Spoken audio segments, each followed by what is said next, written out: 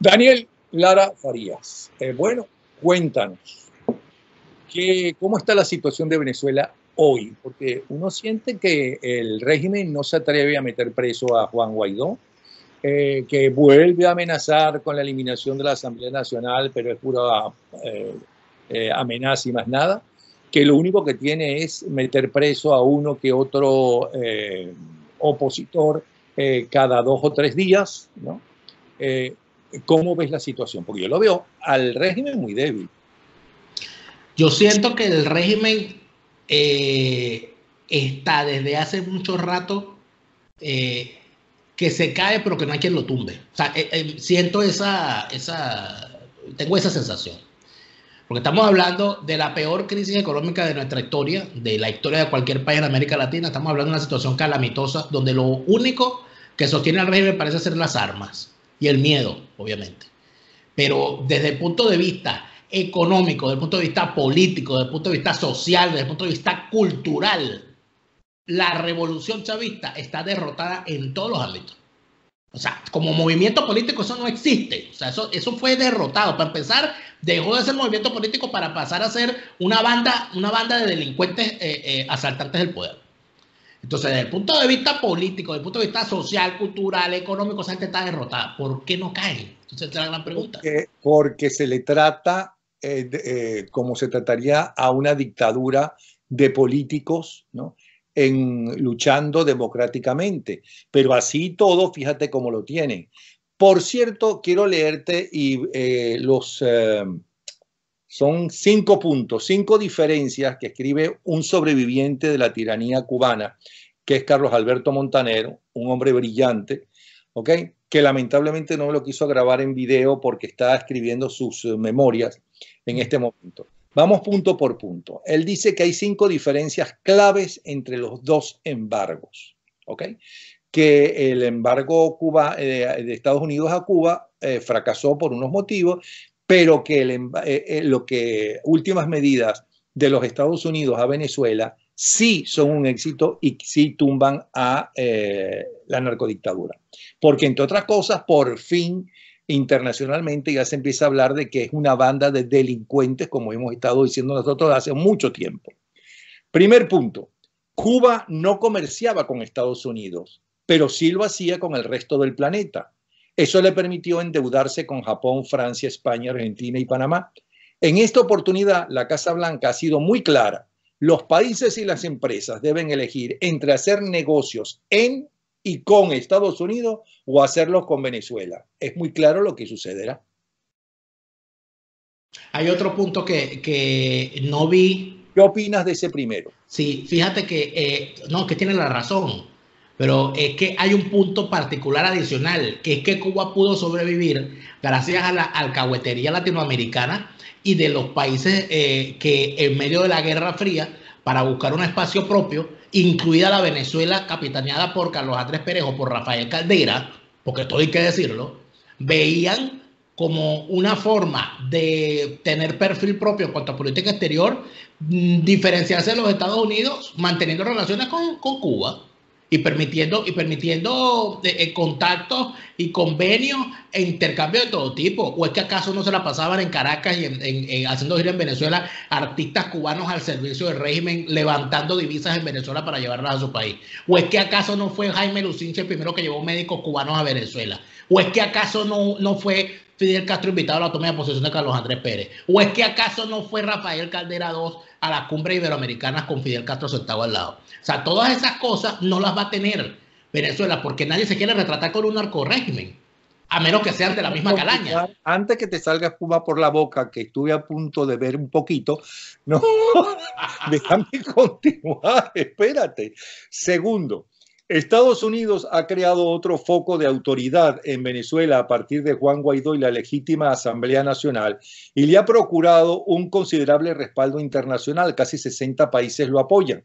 El destino de Citgo en Estados Unidos está en manos de la oposición y es muy posible que Guaidó y sus asesores venezolanos dispongan de cierta injerencia en la implementación del embargo.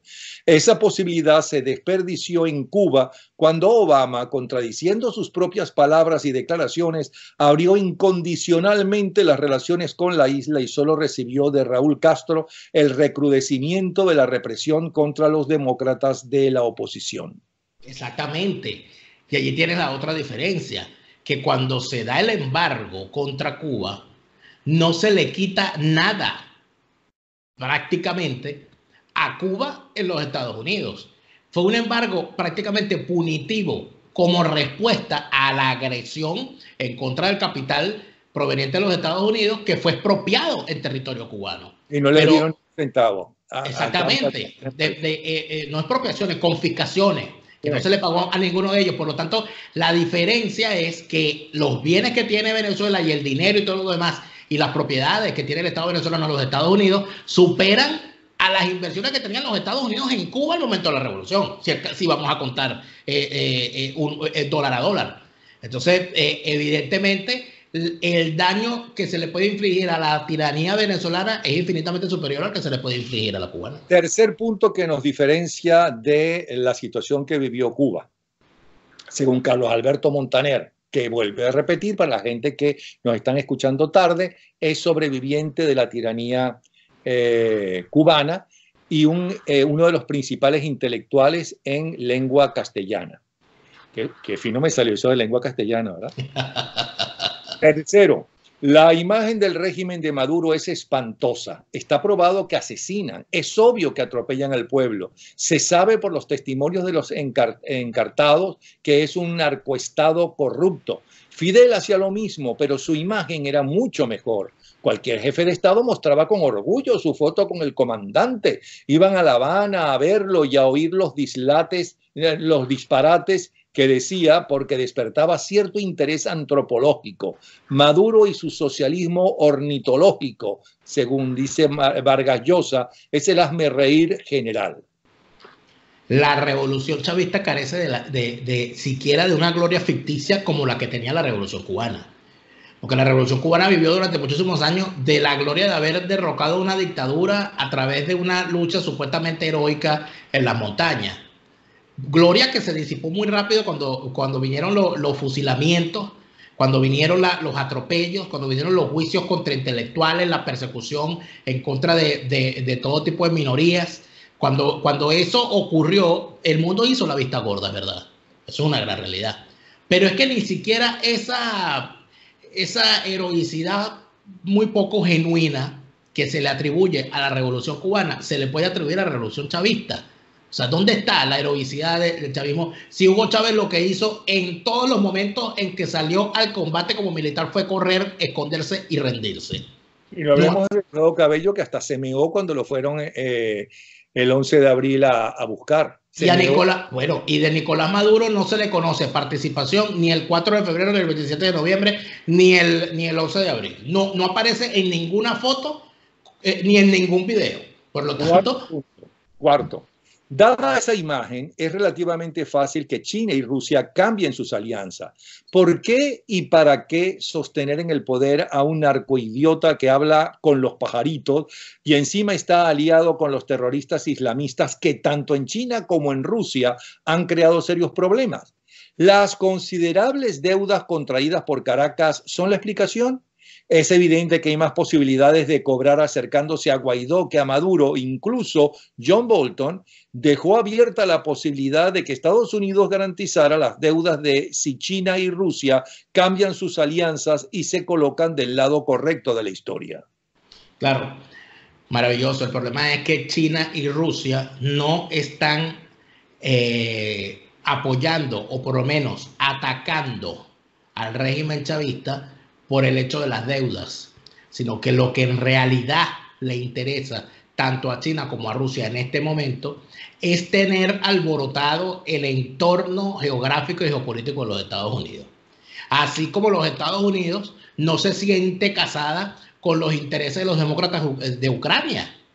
Ese no es el interés. El interés es alborotar del patio al contrario y hacer lo que dice la praxis marxista-leninista, ahondar las contradicciones en el bando enemigo. Entonces, ¿cuándo se acaba el apoyo de estos países a Venezuela? Bueno, cuando deje de ser necesario alborotar del gallinero a los Estados Unidos y ponerle palos a la carreta de la geopolítica hemisférica. Yo creo que va mucho más allá de la deuda, ¿no? Eso es totalmente cierto hasta hace poco tiempo, donde la ideología era fundamental y por encima de todo. Pero hoy en día que los chinos lo han demostrado y los rusos que están en la crisis económica en que están, ellos pueden hacerse llamar comunistas y el Partido Comunista ser el que dirige el país exactamente porque es la forma de tener una dictadura y un monarca, porque ellos lo que son monarcas que heredan su familia, sus hermanos o sus hijos heredan el poder cuando se mueren los padres. Pero es que hoy no. Hoy, ¿qué será más? Es tan importante para China esa posición geopolítica o menos que los negocios, que el dinero, que su presencia económica en toda América Latina, pero que no solamente en Venezuela, es que están en toda América Latina. Pero es que no es el problema de China en este momento. Recordemos que en este momento China y los Estados Unidos están en la guerra comercial más importante que se haya vivido en los últimos 100 años. Eso no se nos puede olvidar. Entonces, ya Trump echó para atrás y dijo que quitó algunas de las medidas. Algunas. Pero bueno, estamos hablando... Exactamente. Yo creo que estamos hablando de una especie de nueva guerra fría, donde la cuestión se libra fundamentalmente en el terreno comercial. Pero viendo las cosas de esa manera y entendiendo las cosas de esa manera, evidentemente, cuando tú ves lo que ocurre en Hong Kong, cuando ves los apoyos a Venezuela, cuando ves el despliegue que en los medios occidentales tiene la lucha del heroico pueblo de Hong Kong en contra del comunismo opresor, o sea, nada de eso es casualidad. Aquí todas las naciones juegan hacia el buscarle al adversario el punto que le pueda fastidiar para exacerbarlo. Y eso es lo que está haciendo China con Venezuela en cuanto a Estados Unidos. Pero también es cierto que tanto China como Rusia, China más fuertemente y más obviamente, han aminorado la fuerza de su apoyo al régimen de Maduro. Es más, hasta Nicaragua y Bolivia. Vamos a estar. Entonces, quinto punto. Aunque Trump y Pence continúan repitiendo como un mantra que todas las acciones están sobre la mesa, la predilección de Washington y sus aliados es terminar con la narcodictadura por la impecable vía electoral. Todos están de acuerdo en que hay que reemplazar el Consejo Nacional Electoral, supervisar totalmente el uso de las computadoras para que no haya fraude y purgar el registro electoral. La vía electoral prueba a dónde puede marchar el país tras el cambio de régimen. Despeja el futuro. Solo queda solucionar el difícil problema de los victimarios, pero el buen trato dado en Estados Unidos al general Manuel Ricardo Christopher Figuera, nada menos que jefe del SEBIN, elimina toda duda. Por ahí van los tiros. Maduro, pues, está de salida. Él se lo ha buscado, Carlos Alberto Montaner. Bueno, que los ángeles digan amén, pero a mí no me preocupa solamente la salida de Maduro. A mí me preocupa la salida de todos, del chavismo en pleno. Bueno, porque es que estamos hablando de extirparlos a todos. No nada más a Maduro, porque que no nos vengan a barajar con esa. De que, bueno, te entregamos a Maduro y ponemos a Diosdado. O entregamos a Maduro y ponemos a Padrino. No, estamos hablando del desplazamiento por completo de esta banda criminal, donde Maduro es uno más.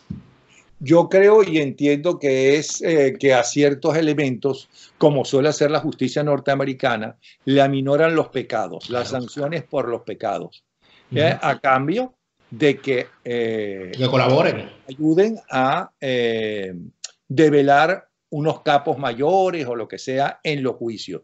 Es posible que estén tratando de hacer eso con parte de la banda de narcotraficantes. Por ahí alguien dijo que porque a lo mejor los sobrinos e hijos de Maduro y de Cilia, ¿no? Y su libertad podría ser parte del acuerdo para que se vayan. Bueno, quién sabe, pero lo que sí es importante en este momento es que el venezolano común, sinceramente yo siento que está cansado de la impunidad. Cuando en estos días vimos al comisario Simonovic publicando una foto, cuando se encontró en Miami con un tipo que había sido uno de los acusadores privados en contra de él, en contra de los policías metropolitanos, mostrando su indignación. ¿De qué estamos hablando? Estamos hablando de que la gente quiere justicia.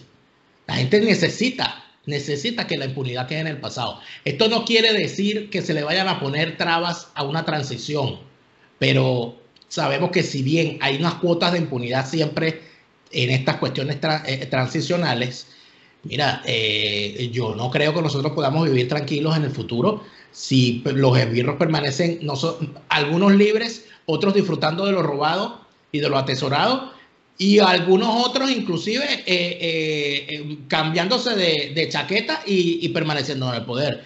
Yo creo que finalmente Napoleón, yo de verdad creo que eso no es lo que aspira el venezolano que habla de cambio. Yo creo que el venezolano no siente que aquí podamos decirle a la gente, salimos del chavismo, pero perdonamos a algunas personas y Tarek El Aissami sigue haciendo política y Diosdado sigue haciendo política. Yo creo que eso no se lo traga a nadie. Bueno, pero tampoco es que se está planteando que ellos siguen en la política, ni siquiera que ellos queden totalmente impunes. Yo no creo que estén planteando. Ojalá. Vamos a estar claros. Bueno, gracias entonces, porque sé que estás apurado, ¿no? Y antes que nos empiecen a insultar, vamos a seguir. Okay. Gracias, Napoleón. Un abrazo, gracias. Hasta mañana.